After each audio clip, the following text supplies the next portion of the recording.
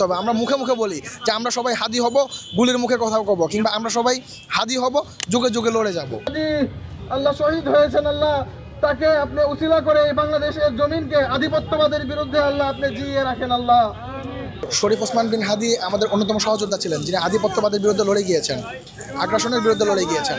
তিনি বাংলাদেশের যে আমাদের বাঙালি সংস্কৃতি, বাংলাদেশি সংস্কৃতি, সেই সংস্কৃতিকে বাংলাদেশের মুসলমানদের সংস্কৃতি, সেই সংস্কৃতিকে পুনর্জাগরণের জন্য আরএফএল চেয়ার ক্ষমতার নয়, সমতার চেয়ার। যেই মুড়ি বাতাসা সংস্কৃতিটা, মিলাদের সংস্কৃতি, গরু জবাইয়ের মাধ্যমে কুলখানির যে সংস্কৃতিগুলো, এগুলো আবারও পুনর্জাগরণ করেছেন।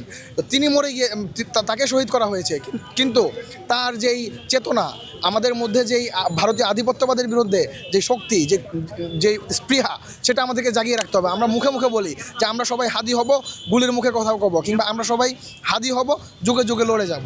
শহীদ ওসমান হাদি যেই স্পৃহা এবং খালেদা জিয়ার যে আপসী স্পৃহা, সেটা যাতে গোটা বাংলাদেশের ঘরে ঘরে প্রত্যেকটা মানুষের মধ্যে আমরা ধারণ করতে পারি।